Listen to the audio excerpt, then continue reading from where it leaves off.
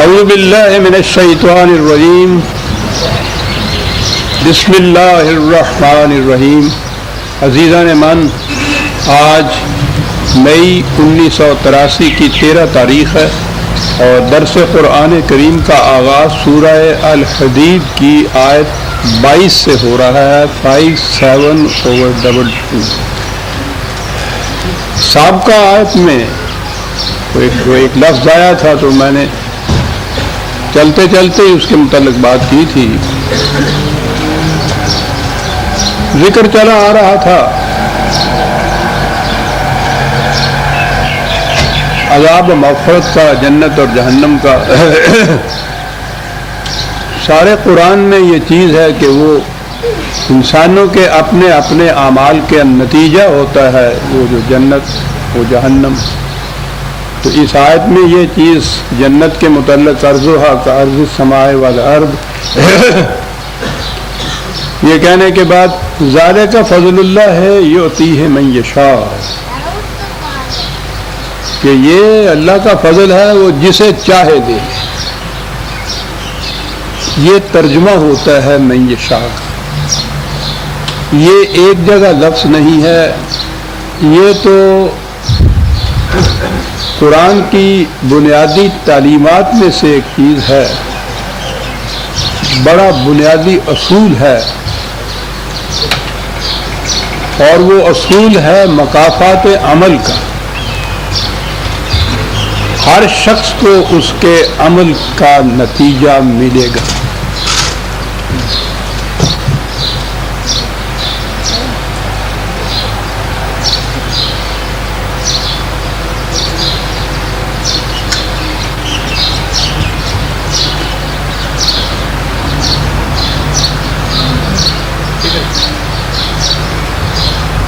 قرآن کی بنیادی تعلیم ہی یہ ہے۔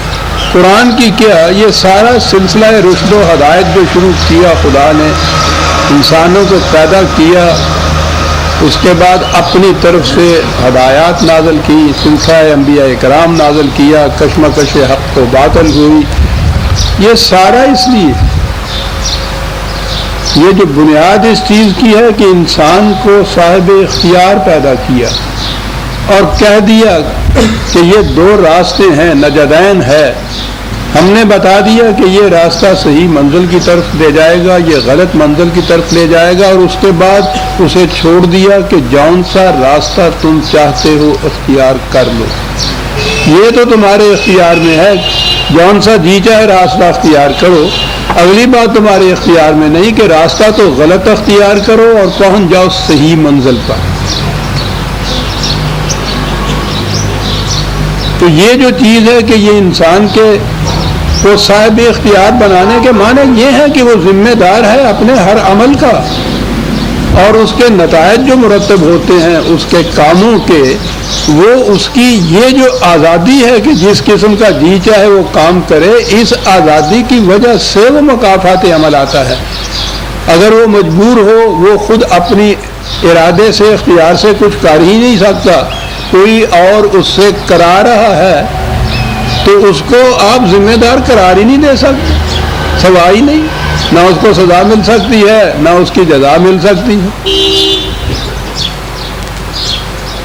قرآن کی، وحی کی، انبیاء کرام کی وہ ساری تعلیم جو ہے وہ اس کی اساس، بنیاد، نقطہ ماسے کا یہی چیز ہے، قانون مکافات عمل۔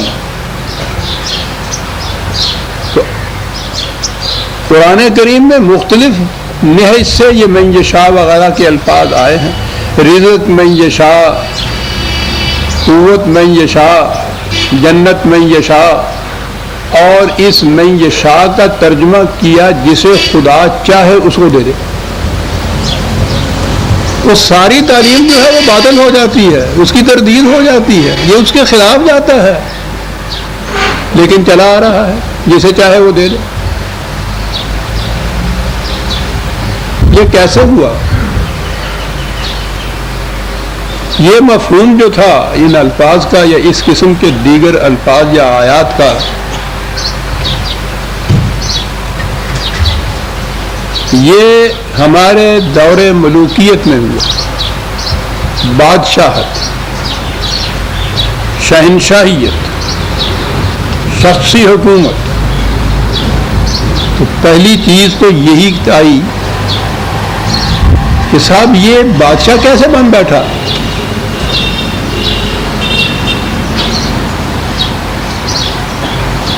لوگ بہرحال مسلمان تھے، وہ اس کا اطمینان چاہتے تھے۔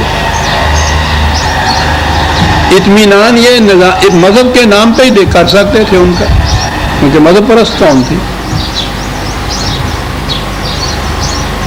عقیدہ یہ وضع کیا گیا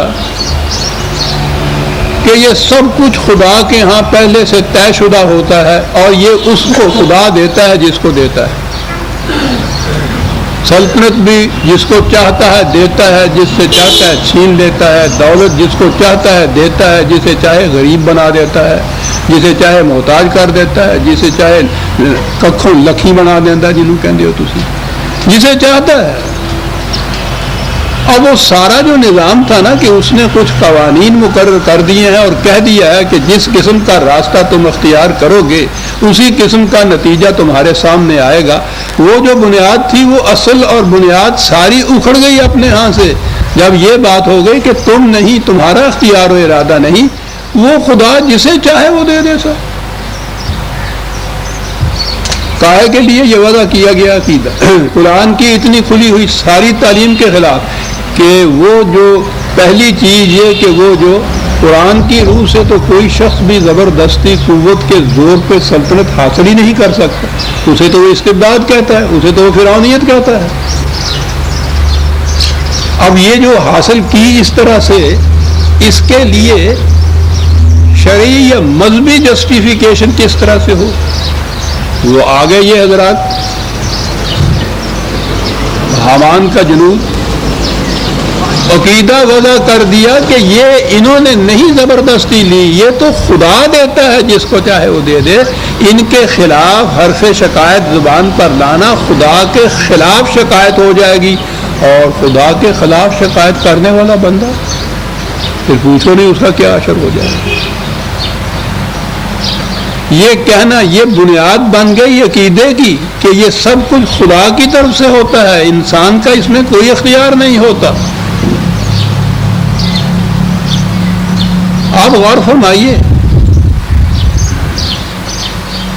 کہ اس ایک چیز نے کہ انہوں نے ملوکیت یا بادشاہت استبداد اور قوت کے زور پہ حاصل کی تھی، اس کے بعد پھر آپ کا مذہب کیا سے کیا ہوتا چلا گیا۔ پہلی چیز تو یہ ہو گئی۔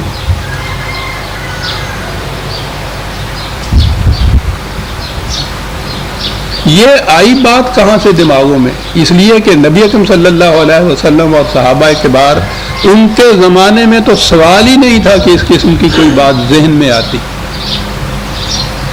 وہاں تو آخری الفاظ حضور کے اس حیات عرضی کے وہ یہ ہیں کہ حضور نے اپنی صاحبزادی اور اپنی پھوپھی سے کہا کہ فاطمہ اور صفیہ غالباً کہ اپنے لیے کچھ کر لو، میں بھی تمہارے لیے خدا کے ہاں کچھ نہیں کر سکوں گا، اپنے لیے کچھ کر لو۔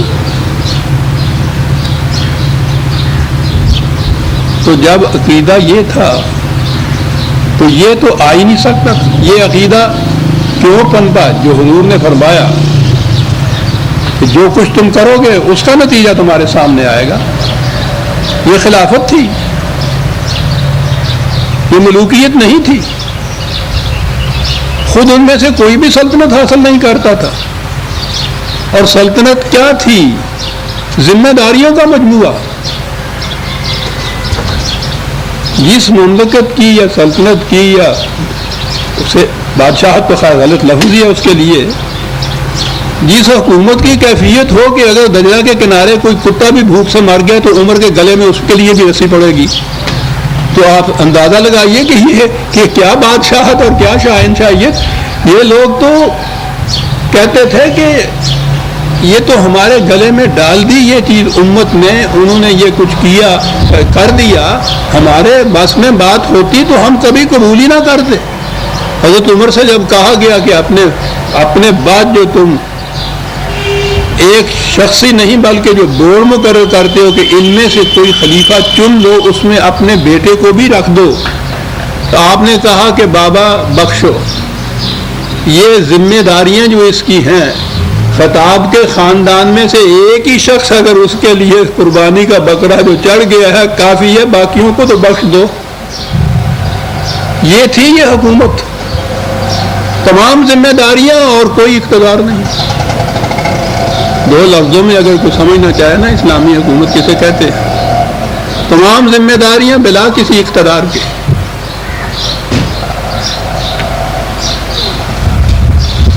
تو اس زمانے میں تو یہ عقائد ہی نہیں آ سکتے تھے۔ پہلے تو ضرورت پیش آئی ملوکیت کو کہ اس انداز سے قوت کے زور پر سلطنت حاصل کرنے کی وجہ جواز کیا دی جائے، جسٹیفیکیشن کیا دی جائے۔ کوئی جسٹیفیکیشن نہیں حاصل ہو سکتی تھی۔ رعایا مسلمان تھی، اب رعایا انہوں نے کہنا شروع کر دیا، امت مسلمان تھی، مذہب کے نام پہ ہی ان کو گمراہ کیا جا سکتا تھا۔ میں سمجھتا ہوں بات دور نکل جائے گی۔ عربوں کی تو یہ کچھ سرشت کے خلاف تھا اس قسم کا، وہ بڑے صاحب اختیار ہوتے تھے، اور عام طور پہ یہ صحرائی لوگ اس قسم کے جو بدو ہوتے ہیں وہ مجبور نہیں، بڑے خوددار ہوتے ہیں اور بڑے آزاد ہوتے ہیں۔ یہ بدویت کا عقیدہ ہو نہیں سکتا تھا۔ یہ کہاں سے آیا؟ ایران سے آیا۔ عباسیوں کے دور میں ایرانی تو خیر پہلے ہی اسلام لے آئے تھے اپنی سازش کے لیے۔ یہ برام کا بہت بڑا خاندان تھا ایران کا۔ اس زمانے میں یہ جو مذہبی موغ یا پیشوا ہوتے تھے،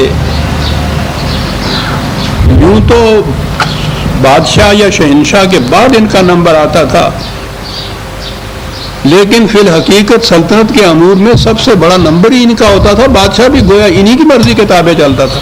یہ برام کا یہ موغ تھے، یہ آئے اسلام لا کے اور یہاں آ کے وزیر اعظم بھی ہو گئے اور سب کچھ اقتدار جو تھا ان کے ہاتھ میں آ گیا۔ یہ برامتا کے خاندانوں کے ہاتھ میں۔ لباس تو انہوں نے اسلام کا اوڑا ہوا تھا، بدلہ یہ اسلام سے لینا چاہتے تھے۔ میں نے اپنی کتاب شاہکار رسالت کے آخری باب میں بڑی وضاحت سے یہ تاریخ لکھی ہے کہ یہ کیسے بدلہ لیا گیا ان کا۔ انہوں نے یہ عقائد جتنے تھے ایرانی بادشاہت کے زمانے کے اور موغوں کے اور بادشاہ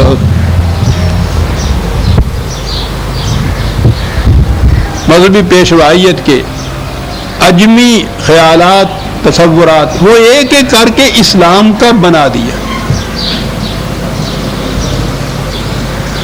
تقدیر کا مسئلہ جو ہے، تصور جو ہے، یہ بھی انہی کا دیا ہوا ہے۔ یہ ایرانیوں کے مجوسیت کا جو مذہب یا زرتشتیت جسے کہتے ہیں، اس کی بنیاد تقدیر تھی کہ ہر شخص کی تقدیر پہلے سے لکھی ہوئی ہوتی ہے، وہ مجبور محض ہوتا ہے۔ کیوں یہ عقیدہ تھا وہاں تو شہنشاہیت چلی آ رہی تھی صدیوں سے، تو شہنشاہیت کے اندر تو یہی ایک عقیدہ ہے جو پنپ سکتا ہے، اور ان عقائد کو جزو ایمان بنا دیا جاتا تھا۔ برامکا نے یہ عقیدہ وضع کیا، عقیدہ ہی نہیں وضع کیا۔ یہ عجیب اتفاق ہے کہ آج غالباً شعبان کی شاید پہلی ہو گئی ہے یا آج رات کو ہو جائے گا، چاند نظر آ گیا تو شعبان، اس کو شب برات بھی کہتے ہیں نا آپ، شب برات ہے نا یہ لفظ، برات کے معنی قسمت ہوتی ہے نا۔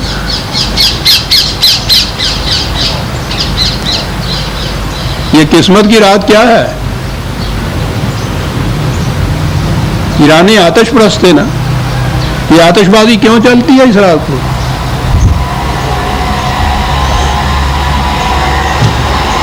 ابھی سے یہ بات شروع ہو جائیں گے، شب برات کی فضیلتیں، اور اس میں بتایا یہ جائے گا کہ اس رات کو آئندہ سال جو کچھ کسی فرد کے ساتھ ہونا ہوتا ہے وہ سارے کا سارا وہ لکھا ہوا ہوتا ہے، وہ ایک خدا کے پاس کتاب ہے، اس کتاب میں لکھا ہوتا ہے. پہلی تو چیز یہ ہے کہ پہلے سے لوگوں کے پیدا ہونے سے پہلے سے یہ سب کچھ اس کتاب میں لکھا ہوا ہے. اور پھر جس طرح سے سال کا بجٹ بنتا ہے نا، یہ جو شعبان کی رات ہے 14 تاریخ کی، اس رات کو پھر ایک ایک فرد کا الگ الگ، وہ فرد ہی اس کو کہیے، ہمارے ہاں بھی فرد ہی کہتے ہیں اس کو، اس کا الگ الگ حساب الگ کر کے رکھ دیا جاتا ہے. تو وہ مشہور ہے نا کہ وہ بہت بڑا درخت ہے، اس درخت کے نیچے یہ تقدیر کا فرشتہ تھال لے کے کھڑا ہوتا ہے، جس نے اگلے سال مر جانا ہوتا ہے اس کا پتا اوپر سے گر جاتا ہے، اس تھال کے نیچے آ جاتا ہے. اس قسم کی چیزیں، یعنی یہی عقیدہ جو ہے انسان کے مجبور ہونے کا، تقدیر کا عقیدہ، یہ مجوسیوں کے مذہب کا جز تھا، بنیاد تھی. اور یہ انہوں نے برامکا میں خاص طور پر آ کر اس کو عام کیا یہاں. اور یہ نوروز ان کے ہاں کا جو تھا عیسائیوں کی، ایرانیوں کا، وہ آپ کے ہاں کی، وہ اب بھی وہ یہ عید نہیں مناتے ہیں، نوروز مناتے ہیں. انہوں نے یہاں نوروز کا بھی ایجاد کیا. اور یہ خاص طور پہ یہ شب برات جسے کہتے ہیں، یہ تو ان کے ہاں کا ایک بنیاد تھی عقیدے کی. برات قسمت، تقدیر، نصیبہ. برات عاشقاں بر شاخ آہو اس کو کہتے ہیں. دیکھا ہمارے ہاں شاعری میں بھی یہ چیز آتی. اور عجیب چیز ہے، میں تو سمجھتا ہوں کہ دور تک بات چلی جائے گی. یہ لفظ جو ہم بارات کہتے ہیں یہ بھی برات ہی ہے. تو وہ چونکہ عقیدہ یہ ہے کہ رشتہ کیتے کیتا ہی تیدہ، وہ کہندی ہے یہ سنجوگاں دی گل हैगी ہے، جتھے لکھیا ہوا ہے اوتھے ہی ہونا ہے، ساڈا کی واسطہ. وہ چونکہ جتھے لکھیا ہوندا ہے اوتھے ہوندا نا یہ رشتہ، تے انہوں کہندے ہی برات ہے نے.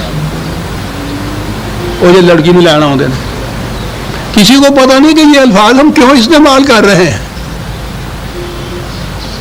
جتھے برات، قسمت، سنجوگ، نصیبہ، یہ الفاظ ہمارے گھروں میں بولے جاتے ہیں لڑکیوں کی شادیوں کے متعلق. برات، شب برات،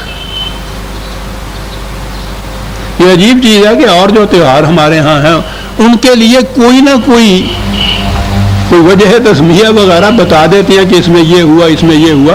یہ جو شب برات ہے نا، اس کے متعلق کچھ نہیں بتایا جاتا کہ بھئی یہ کیوں اس طرح سے یہ منائی جاتی ہے. وہ یہ ہے کہ وہ اس رات کو ہر فرد کے جو نصیبے اور مقدر اور قسمت ہیں متعین ہوئے وہ الگ لکھے جاتے ہیں. ساری رات نفل پڑھنا چاہیے، یہ کچھ کرنا چاہیے. یہ شب برات ہے آپ کے. تو یہ عقیدہ جو ہے نا کہ یہ پہلے سے سب کچھ لکھا ہوا ہے، اس لیے کسی کے لیے یہ جائز ہی نہیں کہ اس کے خلاف حرف شکایت زبان پر لائے. تو کیا ہوا تو سارا کچھ استبداد اس ملوکیت کا ہوتا تھا. ظلم، استبداد، سلب، نہب، ایکسپلائٹیشن، ٹیرنی، ہر چیز ہوتی تھی. زبان پہ نہیں لا سکتے. یہ بیچارے تو کچھ نہیں کر سکتے. یہ تو سارا کچھ خدا نے پہلے سے لکھا ہوا وہ ہو رہا ہے. یہ تو بیچارے مفت میں بدنام ہو رہے ہیں. انہیں کیا کہتے ہو؟ اور فرمایا آپ نے عقائد کن وجوہات کی بنا پر وجود میں لائے جاتے ہیں. ایک تو وہ ہے نا جو خدا نے پیدا کیا، یعنی وہ اس میں یہ بات کہ کسی انسان کے خیال تصور کا دخل ہی نہ ہو. اسی لیے خدا نے یہ بات جو یہ کہی کہ رسول کو بھی حق حاصل نہیں ہے کہ کوئی وحی بنا لے، کوئی قانون بنا لے یا اس میں کوئی تبدیلی کر سکے. اس کو بھی حق حاصل نہیں ہے. اسی لیے اس نے دین کو دین اللہ کہا ہے، کسی رسول کا دین نہیں کہا ہے. ایک ہی چیز ہے جو قرآن نے آگے کہی، اور وہ یہ ملوکیت، سرمایہ داری، مذہبی پیشوائیت، ان کی جڑیں کاٹی. کیا کہہ کے؟ قانون کی حکمرانی. اس نے جو عزیزان من تصور دیا ہے، جسے آپ اسلامی مملکت کہتے ہیں، اسلامی حکومت کہتے ہیں، اتنا عظیم تصور دیا ہے. خدا قادر مطلق، اس کے ایک ارادے سے کائنات وجود میں آ سکتی ہے، ختم ہو سکتی ہے۔ لا انتہا قوتوں کا مالک، اس نے کچھ قوانین اور کچھ اقدار متعین کر کے وہی کے ذریعے سے یہ دے دی رسولوں کو، اور رسولوں سے کہا کہ دنیا میں عام کر دو۔ ہر شخص کو بتا دیا کہ یہ ہیں وہ قوانین جن کے مطابق تم نے چلنا ہے۔ ان قوانین کے بنانے میں کسی انسان کا کوئی دخل نہیں ہے۔ تو انسان کی حکومت تو ابتداءً یہاں ختم ہو گئی نا، قانون بنا ہی نہیں سکتا کوئی انسان، اقتدار ختم ہو گیا۔ فرد نہیں بنا سکتا، افراد کا گروہ نہیں بنا سکتا۔ جمہوریت باطل ہے قرآن کی روح سے۔ جس جمہوریت کو اختیار ہو قانون بنانے کا، وہ فرد ہو، وہ جمہوریت ہو، پوری نوع انسانی بھی کیوں نہ ہو، قانون بنانے کا اختیار کسی کو نہیں ہے۔ اقتدار تو ختم کر دیا انسانوں کا، رسول کو بھی اختیار نہیں ہے۔ ما کان لبشر ان یؤتیہ اللہ الکتاب والحکم والنبوۃ ثم یقول للناس کونوا عبادا لی من دون اللہ۔ کسی انسان کو اس کا حق حاصل نہیں ہے، وہ لیجسلیچر کے لیے سے حکومت کرے، ایگزیکٹو کے لیے سے حکومت کرے، نبی کو بھی اس کا حق حاصل نہیں ہے کہ وہ کسی انسان سے کہے کہ تم خدا کے قوانین نہیں میرے احکام کی تابع داری کرو۔ پوچھتے ہیں اسلامی حکومت کہتے کس کو؟ یہ منفرد کس طرح سے ہے دنیا کے باقی تمام نظام ہے حکومت سے؟ دنیا کے کسی نظام میں یہ بات نہیں ہے۔ کوئی بھی نظام لے لیجیے، بہترین نظام آپ جمہوریت کا لا رہے ہیں نا، وہ کیا ہے؟ فرد کی ڈکٹیٹرشپ نہیں ہے، ایک گروپ کی ڈکٹیٹرشپ ہے۔ ایک ممبر زیادہ ادھر آ جائے 51 کا 49 جو ہے ان کے اوپر ڈکٹیٹوریل پاور ایکسرسائز کرتے ہو گروپ، اور وہ فرد ہو یا گروپ ہو۔ جہاں آپ قانون سازی اختیار آپ نے انسانوں کو دیا، ڈکٹیٹرشپ کام ہوگا۔ بنیاد یہ ہے۔ اب اگلی چیز ہے اور منفرد،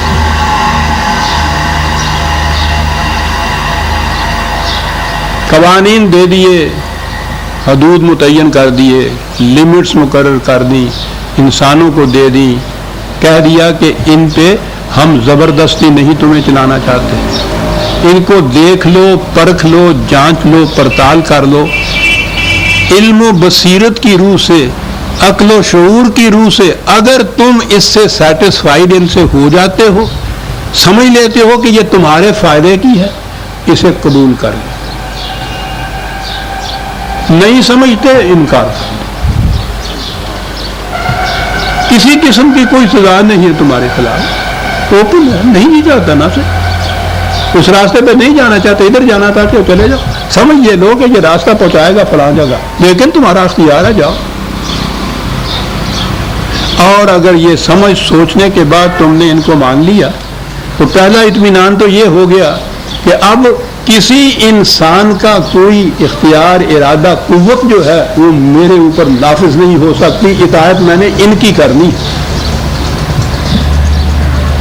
کتنا امن ہو گیا اس سے۔ اسی لیے ان کو مومن کہتے ہیں، جس کو امن نصیب ہو اور جو دوسروں کو امن دینے والا ہو۔ کتنا امن ہے یہ کہ یہ ہیں کچھ لاز، کچھ حدود، کچھ لمیٹیشنز، کچھ پابندیاں جنہیں میں نے خود قبول کیا ہے، اور یہی پابندیاں ہوں گی، ان میں کوئی تبدیلی نہیں کر سکے گا، کوئی اضافہ نہیں کر سکے گا، کوئی منسوخ نہیں کر سکے گا۔ ہوا کہ صاحب خدا تو قادر مطلق ہے نا، کہا کہ ہم تمہیں اطمینان دلاتے ہیں کہ ہم بھی انہیں تبدیل نہیں کریں گے، لا مبدل لکلمات اللہ۔ اللہ اکبر، اللہ، ہم بھی تبدیل نہیں کریں گے، لا یخلف المیعاد، ہم بھی اخلاف نہیں کریں گے۔ قادر مطلق، اس کے اقتدار کی، اس کی قوت کی انتہا کوئی نہیں ہے۔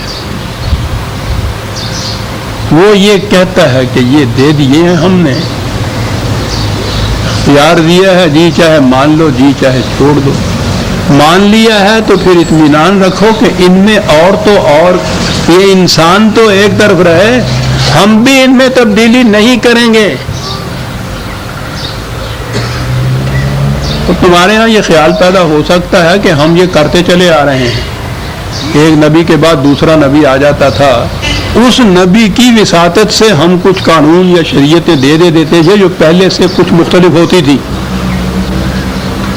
تو ذہن میں آ سکتا ہے کہ صاحب وہ تو سلسلہ ہے، اس کے ذریعے تو خدا سے کہا جا سکتا تھا نا کہ آپ کر سکتے تھے، آپ اس کے ذریعے سے کریں گے۔ کہا کہ ہم تمہیں یقین دلاتے ہیں کہ نبوت کا سلسلہ بھی ہم نے ختم کر دیا۔ پوچھتے ہیں اسلامی حکومت کسے کہتے ہیں؟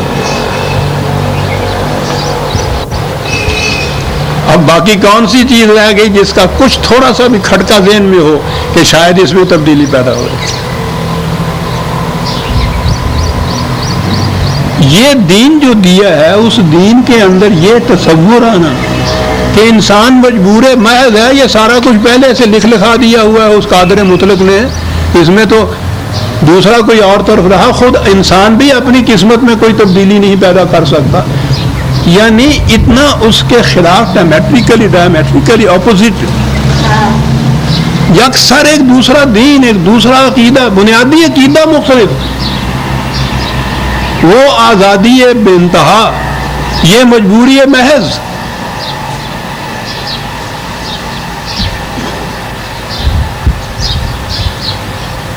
اور پھر اس کا نام اسلام رکھا گیا۔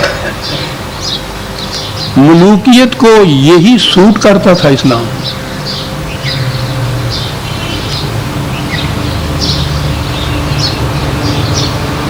ملوکیت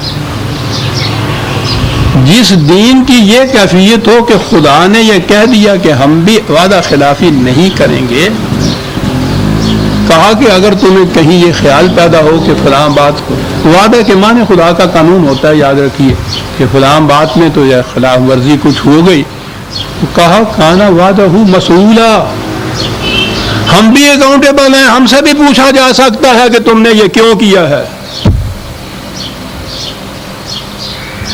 دنیاوی صاحب اقتدار تو ایک طرف رہا، وہ قادر مطلق ہوتا ہے، پوچھا جا سکتا ہے۔ میں اس لیے کہہ رہا ہوں عزیزان من کہ یہ ذہن میں آ جائے کہ یہ بالکل متضاد قسم کا جو آپ کے یہاں مذہب ایجاد ہوا، یہ کیوں ہوا، کیسے ہوا؟ ان کو سوٹ کرتا تھا، انہوں نے جو سازش کی تھی پہلے تو عام طور پہ ہی وہ جتنے بھی لوگ ادھر سے آئے ہیں ایران کی طرف سے جنہوں نے آ کے اسلام قبول کیا، یہ سارا جتنا بھی آپ کا موجودہ مذہب ہے یہ سارا ان کا تخلیق کردہ ہے، احادیث کی روح سے، فقہ کی روح سے، ان تصورات اور عقائد کی روح سے، ملوکیت کے تابع زندگی عین اسلام۔ ان کا نام بھی وہ حضرت عمر رضی اللہ عنہ، عمر، ابو بکر، عثمان، علی رضی اللہ عنہ، ان کو بھی خلفاء، اور یہ جو تھے سارے بادشاہ ملوکیت کے آپ کے ہاں یہ بھی خلفاء، خلیفہ ہارون رشید کہتے ہیں نا آپ۔ اور یہ سارا اسلام اس دور کے اندر بنا جب میں نے عرض کیا کہ بنیاد اس کی جو تھی وہ قسمت اور تقدیر تھی، جس کی روح سے کوئی بھی جتنا جی چاہے ظلم اور استبداد کر لے وہ اکاؤنٹیبل نہیں ہو سکتا تھا، اس سے پوچھا نہیں جا سکتا تھا، کیونکہ وہ تو مجبور محض تھا، یہ تو سب کچھ خدا نے اس کو دیا ہے، اور جو کچھ وہ کرتا ہے وہ خدا کی منشا کے مطابق کر رہا ہے، وہ تو مجبور محض ہے بیچارہ۔ غور فرمایا، ذہن میں تصور بھی نہیں آ سکتا ان کے خلاف کچھ سوچنے کا، کرنا تو ایک طرف رہا، سرکشی اور بغاوت کے تمام امکانات کو ختم کر کے رکھ دیا ایک عقیدے نے۔ اور پھر جس انداز سے منایا انہوں نے، آپ سوچئے، نہ وہ عباسی سلاطین رہے، نہ وہ برام کا وزراء رہے، نہ اس زمانے کے مذہبی پیشوا رہے، لیکن یہ عقیدہ آپ کے ہاں چلا آ رہا ہے، شب برات آپ اسی طرح سے مناتے چلے آ رہے ہیں۔ میں نے مثال کے طور پہ شب برات کرا، ورنہ سارا ہمارا اسلام مذہب بھی ہمارا جو ہے وہ اس تقریر کے مسئلے کے اوپر جاتا ہے. یوتی ہے من یشاء، جسے چاہتا ہے وہ دے دیتا ہے.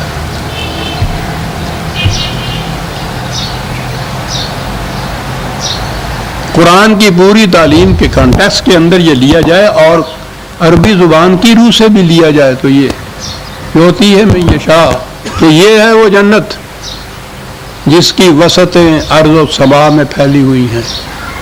خدا دیتا ہے اسے، جو اسے لینا چاہے اس کو دے دیتا ہے.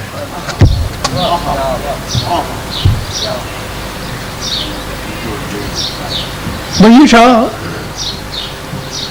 بڑے سادہ سے دو لفظ ہے عربی زبان کے.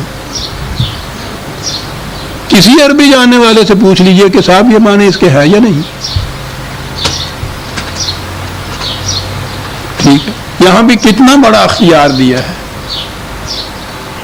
جہنم میں وہ نہیں جاتا جس کو وہ چاہے جہنم میں جو اسے لینا ہی نہ چاہے وہ تو سیدھی بات ہے کہ صاحب یہ میں لینا ہی نہیں چاہتا تو پھر وہ جہنم ہو گئی. جو لینا چاہے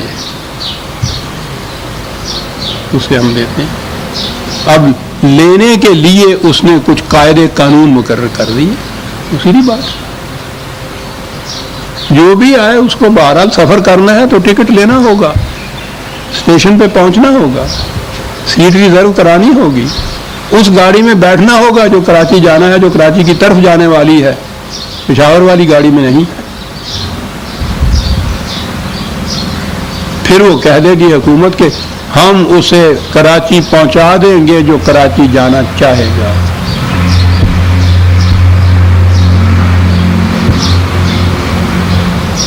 یہ تو پھر بھی کسی الٹی گاڑی میں بیٹھتے تھے، وہ بھی جو تھے نا گھر میں ہی بیٹھے ہوئے کراچی پہنچ جاتے تھے. یہ طریقت آ گئی آگے، کوئی اتنی بھی ضرورت نہیں ہے.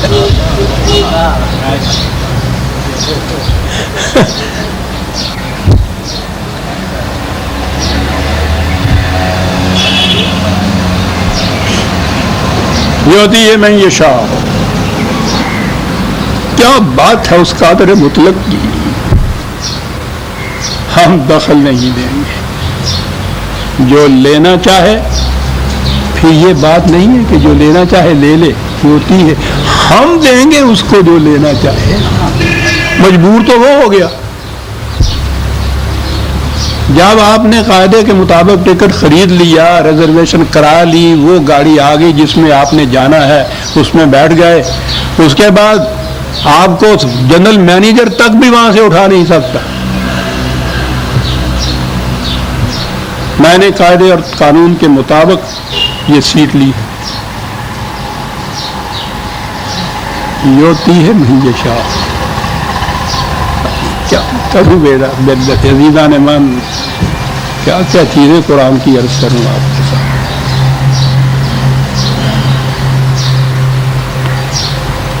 اب آگے آ گئی جناب اس کی تشریح میں اگلی آیت، اور یہ وہ آیت ہے جس نے اس قدر چکر دے رکھا ہے. یہ غلط عقائد پھیلانے کے لیے کہیں تو وہ تھوڑا بہت سہارا ہوتا ہے نا، تو اس آیت کو تو انہوں نے بنیادی سہارا بنا رکھا. ما اصاب من مصیبت فی الارض ولا فی انفسکم الا فی کتاب من قبل ان نبرأها ان ذلک علی اللہ یسیر لکی لا تأسوا علی ما فاتکم ولا تفرحوا بما آتاکم.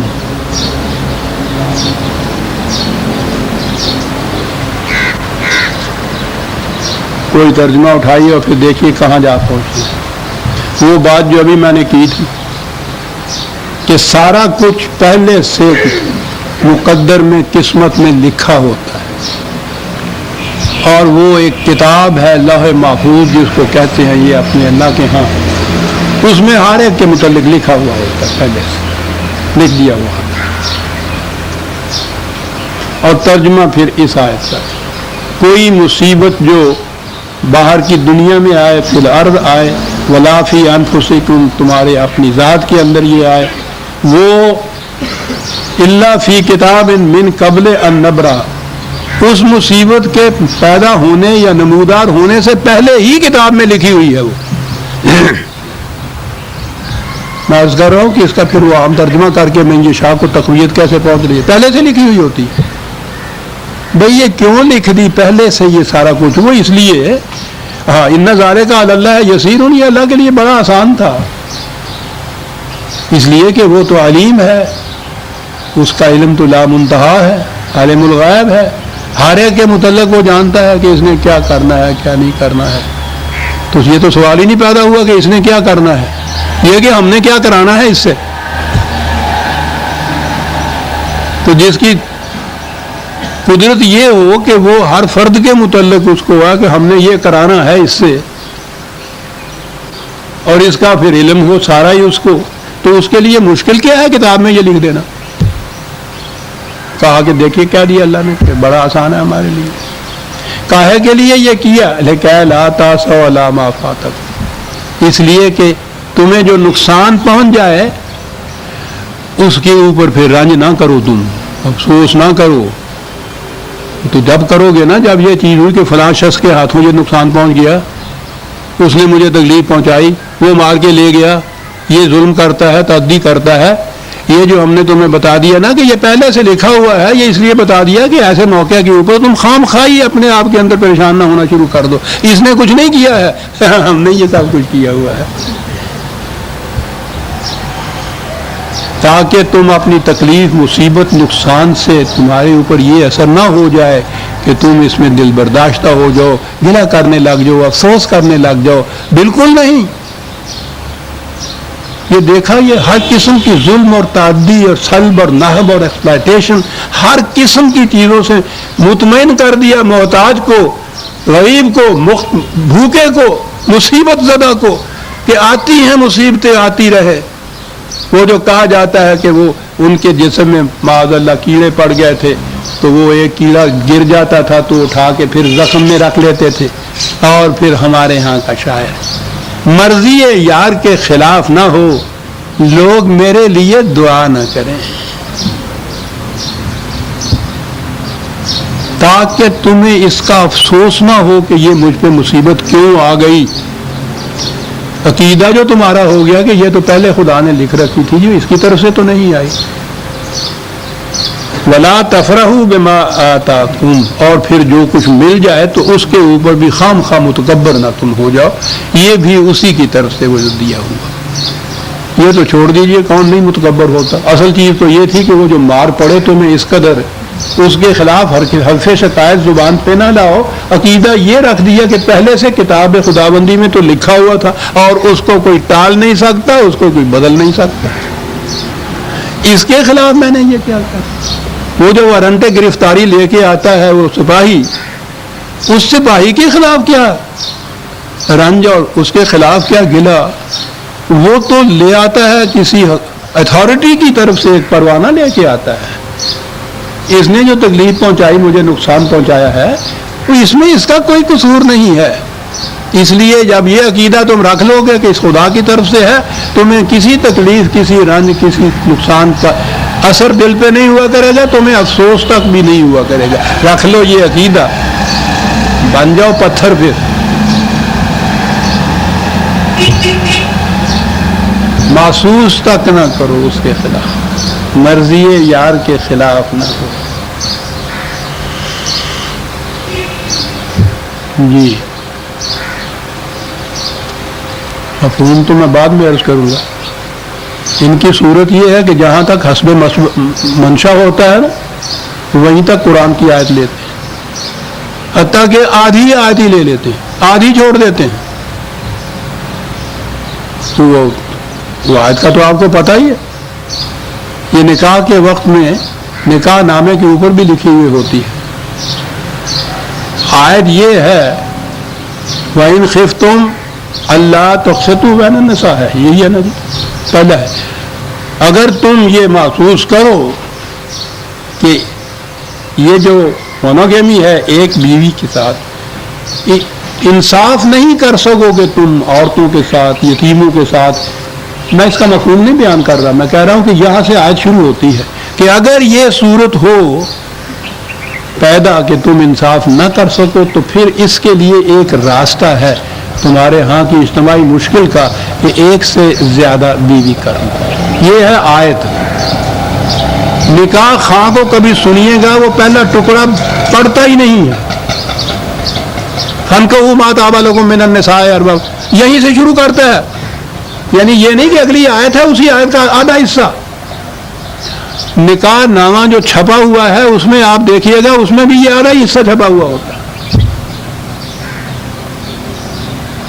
کچھ ایسی تحریف بھی کبھی آپ نے دیکھی ہے؟ وہ لوگ تعریف کرتے تھے، وہ یا یہودی یا عیسائی، تو وہ پوری کی پوری آیت ہی غائب کر دیتے تھے اور کہتے تھے کہ یہ تھی آیت۔ تو ٹھیک ہے، کوئی اس کو ڈیٹیکٹ ہی نہیں کر سکتا۔ یہاں قیامت یہ ہے کہ وہ کہنے والا حافظ قرآن ہوتا ہے، سارا قرآن حفظ ہوتا ہے، ہر ایک کے ہاتھ میں قرآن کا نسخہ ہوتا ہے، اور اس کے بعد یہ آدھی آیت ہے اس کو لیے چلے جا رہے ہیں۔ تو ہوتا ہی یہی۔ میں عرض کر رہا تھا کہ یہاں تک تو آپ نے دیکھا، میں مفہوم بعد میں عرض کروں گا اس کا کیا ہے۔ ساتھ ہی پڑا ہوا ہے کہ یہ لوگ ہیں الذین یبخلون ویامرون الناس بالبخل، یہ وہ لوگ ہیں جو ساری کی ساری دولت کو سمیٹ کے اپنی ملکیت سمجھ لیتے ہیں اور پھر خود ہی یہ نہیں کرتے، اس خیال سے کہ لوگ متعول نہ ہمیں کرے، اس قسم کا نظام قائم کر دیتے ہیں کیپٹلزم کا کہ سب یہی کرو۔ وَمَن يَتَوَلَّ، یاد رکھو جو صحیح نظام سے اس طرح سے گریز کی راہیں نکالے گا پھر اس کی جگہ دوسری قوم ہم لے آئیں گے، یہ بھی آگے لکھا۔ تو اب ملاؤ دونوں آیتوں کو کہ جو کچھ کوئی لے جاتا ہے، جو کچھ کوئی اپنے پاس رکھ لیتا ہے، جس قدر کوئی لوٹ خسوٹ مچاتا ہے، اس پہ کوئی افسوس نہ کرو، یہ ہم نے ہی یہ سب کچھ کر رکھا ہے، پہلے سے لکھ رکھا ہوا، تو یہ سارا کچھ جسٹیفائی ہو گیا۔ اور آیت اگلی آیت میں یہ ہے کہ جو یہ کرتا ہے جہنم میں چلا جاتا ہے۔ وہ آپ پہ یہ لکھ دیتا ہے ساڈے، وہ بعد آپ ہی جہنم کی بھیجا جاتا ہے۔ ساتھ آیت پڑی ہوئی ہے، اور اس سے اگلی آیت جب آئے گی تو پتہ چلے گا کہ یہ نظام جس میں یہ کہہ کے تمہیں فریب دیا جاتا تھا کہ اس کے ذمہ دار یہ نہیں ہے، یہ سرمایہ دار، یہ مذہبی پیشوائیت، یہ ملوکیت، یہ جو تمہیں فریب دیا جاتا تھا، اگلی آیت میں یہ ہے کہ اس فریب کو توڑنے کے لیے ہم نے کیا انتظام کر رکھا ہے، ایک ایک کی جڑیں کاٹ کے رکھ دیں گے۔ یہ ساری آیتیں آ رہی ہیں، وہاں تک کوئی نہیں جائے گا، یہ ایک آیت اس کے اندر لے لیں گے۔ کہا کہ یہ ٹھیک ہے، اتنا سا وقت ہے اس کے لیے۔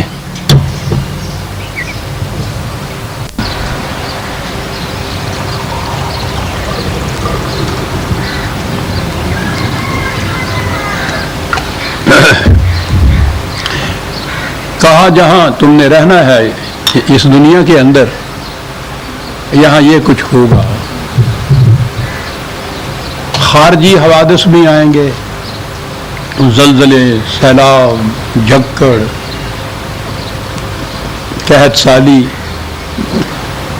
خود ایک فرد کی زندگی میں بھی ایسا ہو سکتا ہے، اپاہج ہو جائے، لنگڑا ہو جائے، لولا ہو جائے، کام کرنے کی طاقت نہ رہے۔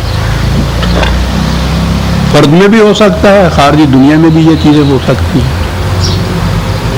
یہ جو چیز ہوگی اس سے اثر پڑے گا تمہارے رزق کے اوپر۔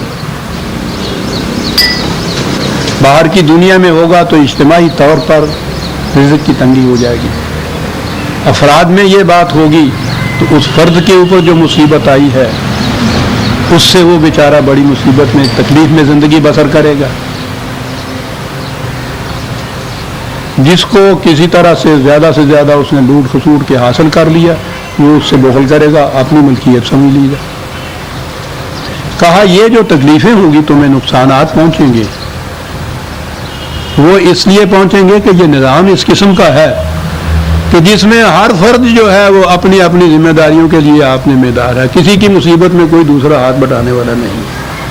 کہا یہ چیزیں تو ہوں گی، یہ نہیں کہ ہم یہ کہیں تمہیں کہ نہیں صاحب اب تمہارے ہاں کا یہ نظام آ گیا، یہ چیزیں ہوں گی ہی نہیں، یہ چیزیں ہوں گی۔ ان کے ہونے سے جو ان کے نتائج نکلتے تھے کہ فرد اگر ہے تو وہ اس مصیبت میں پھنس گیا کہ بیچارہ بھوکا ہے، کوئی پرسان حال نہیں، دوسروں نے سمیٹ لیا ہے، کوئی اس سے چھیننے والا نہیں، یہ اس وجہ سے یہ سارا کچھ ہوگا نا. کہا یہ بات نہیں ہے. یہ جو لفظ کتاب ہے فی کتاب،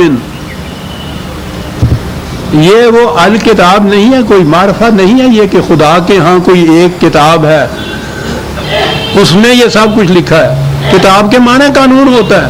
کہا ہم نے قوانین اس قسم کے بنا دیے ہیں کہ یہ کچھ ہوتا رہے، نہ کوئی فرد محروم رہے، نہ کوئی مملکت لوٹ سوٹ کر سکے. ہم نے قانون اس قسم کا بنا دیے ہیں. کتاب کے معنی قانون کے، اور وہ قانون جو ہے وہ نظام ربوبیت ہے خدا کا، کہ ایک فرد اپنی اور اپنے بچوں کی ضروریات کا ذمہ دار نہیں ہے. نظام حکومت ذمہ دار ہے. اسی کا یہ فریضہ ہے کہ باہر کی دنیا کے اندر سیلاب آئے، زلزلہ آئے یا کچھ آئے تو یہ حکومت کا فریضہ ہے کہ جا کے دیکھے کہ کوئی وہاں مصیبت زدہ نہ رہے. اسی کا فریضہ ہے کہ افراد میں بھی اگر کوئی معذور ہو گیا ہے، اس میں کمانے کی صلاحیت نہیں رہی یا استعداد نہیں رہی ہے، تو یہ کہ اگر تو نظام سرمایہ داری ہو تو وہ تو بھوگتے. کہا ہم نے قانون ایسا بنا دیا ہے، ہمیں معلوم ہے کہ یہ چیزیں ہوں گی، ہم نے تو ان واقعات کے پیش آنے سے پہلے ہی یہ قانون بنا کے دے دیا ہے کہ یہ ذمہ داریاں فرد کی نہیں ہیں. ذمہ داری تو یہ ہماری تھی، ما من دابۃ فی الارض الا علی اللہ رزقها، لیکن ہم اپنی ذمہ داریاں اس نظام کی وساطت سے پورا کیا کرتے ہیں جو ہمارے نام کے اوپر اقتدار قائم کرتا ہے. ہم نے قانون ایسا بنا دیا کہ یہ کچھ ہوتا ہے تو ہوتا رہے، تو کوئی فرد متاثر ہی نہیں ہوگا. خارج میں یہ حوادث آئیں گے، نظام حکومت کا یہ کام ہوگا کہ جا کے فوراً دیکھے کہ کس کس کو مصیبت آئی. افراد میں یہ چیز آئے گی تو نظام ایسا قائم کیا ہوا ہوگا کہ وہ یہ بات ہی نہیں کہ وہ کمانے کے قابل نہیں رہا تو بھوکا مر جائے. وہ تو ہر ایک کو روٹی دینے کی ذمہ داری حکومت کے اوپر ہے. کمانے کے قابل ہے تو، کمانے کے قابل نہیں رہا تو کہا یہ نظام جو ہے یہ ہے وہ قانون ہم نے بنا دیا ان چیزوں کے لیے. اللہ فی کتاب. اور اس کی جڑ یہ ہے نظام سرمایہ داری. الذین یبخلون ویامرون الناس. کیا بات ہے، یبخلون یامرون الناس بالبخل. نظام سرمایہ داری جس میں ہر فرد کو یہ اجازت ہے، یعنی اس کے اوپر کوئی پابندی نہیں ہے کہ وہ کتنی دولت جمع کر سکتا ہے.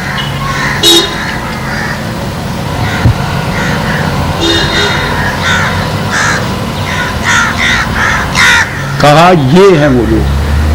اب ایک فرد یہ کرے تو اس فرد کی بات ہے.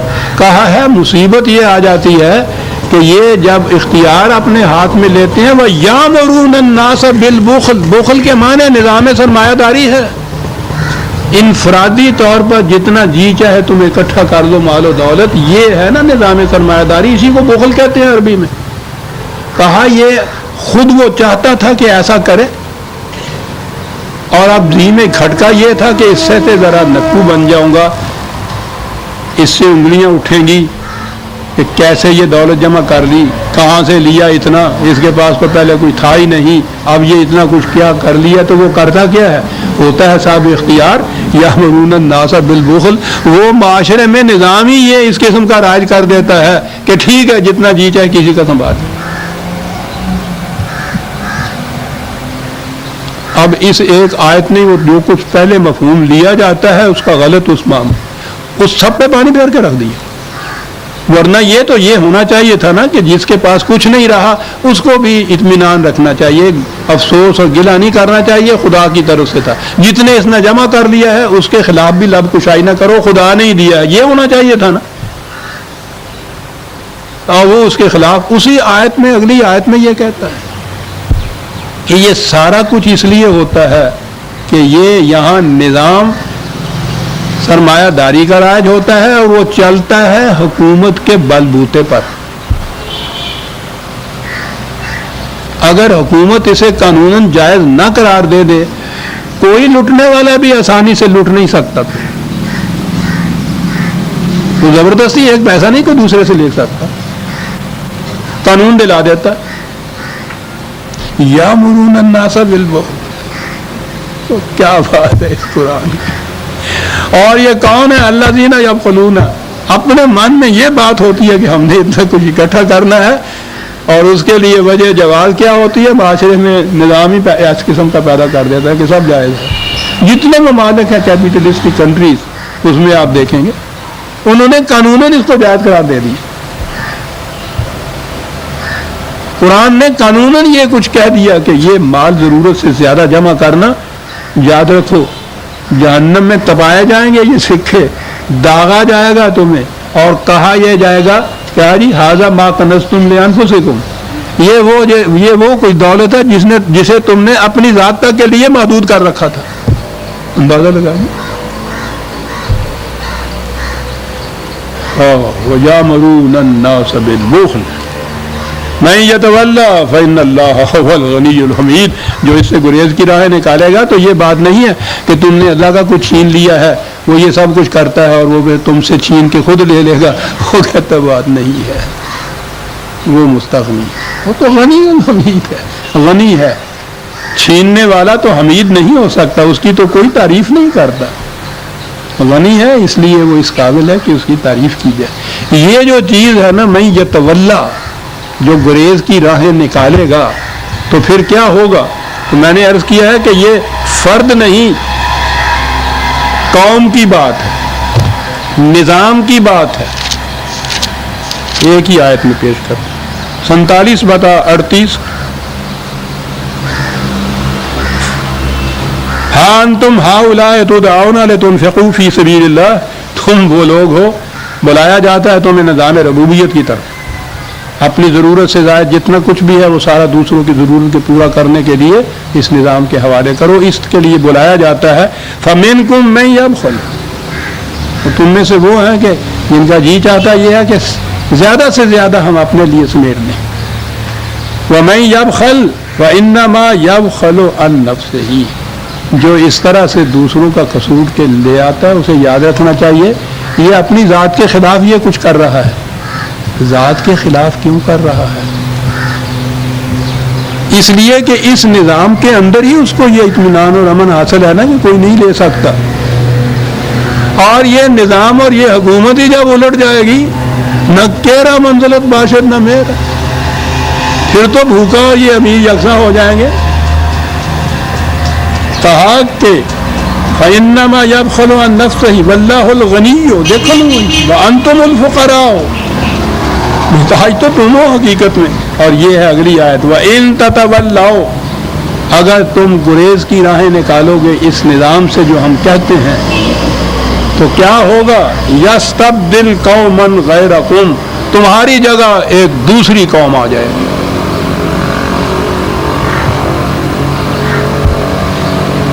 کیسی ہوگی؟ ثُمَّ لَا يَكُونُوا أَمْثَالَكُمْ، وہ تمہارے جیسی نہیں ہوگی. قوم بدل رہی ہے، دوسری وہ آ رہی ہے جو اس جیسی قوم نہیں ہوگی. قوم کیا ہوتی ہے؟ وہ نظام ہوتا ہے جس کے تابع کوئی قوم زندگی بسر کرتی ہے. یہ نظام جو ہے یہ الٹ جائے گا. نظام جو بخل پر مبنی ہے، بخل کے معنی ہے ہر فرد اپنی ذات کے لیے سب کچھ سمیٹ لے. یہ نظام بدل جائے گا اور وہ قوم آئے گی جو اس کے برعکس نظام نافذ کرے گی، قائم کرے گی. تمہارے جیسا نظام نہیں ہوگا، اس کے بالکل الٹ نظام ہوگا، وہ نظام ربوبیت ہوگا. ہم آ گئے سورہ الحدید کی آیت 24 تک عزیزان ایمان. اور میں نے عرض کیا تھا نا قرآن پھر بتاتا ہے کہ پھر یہ اس طرح سے اگر نہیں مانتے جو کچھ ہم نے ان کو سمجھایا ہے، بتایا ہے، دلائل و براہین سے یہ کچھ کیا ہے، یہ نہیں مانتے تو پھر یہ نہیں ہے کہ ہمارا قانون یا ہمارا نظام چپ کے بیٹھ جائے گا کہ اچھا بھائی تمہاری مرضی کیا کیا جائے، اور راستے میں بیٹھ جائے گا کہ دے جا دادا اللہ واسطے کا مجھے بھی کچھ دے دے. یہ بات نہیں ہے. ہم نے اسی قانون میں، اسی کتاب میں یہ بھی لکھ دیا ہے کہ ایسی سچویشن اگر ہو جائے تو اس وقت پھر کیا کرنا ہوگا. اگلی آیت میں یہ بتایا گیا ہے کہ یہ اس نظام کی جگہ دوسرا نظام کس طرح سے آ سکے گا. جی ہاں، یہ کہا گیا جی یہ ہم موسم کے لحاظ سے یہاں وقت بدلا کرتے ہیں، تو اب تو 9 بجے شروع ہوتا ہے اگلے درس سے 8:30 بجے شروع ہوگا درس، تاکہ جاتے وقت یہ دھوپ زیادہ نہ ہو جائے صاحب۔ تو آئندہ جمعے کو درس 8:30 بجے ہوگا، آپ بھی سن رکھیے، اخبار میں بھی دے دیا جائے گا۔ ربنا تقبل منا انک انت السمیع العلیم۔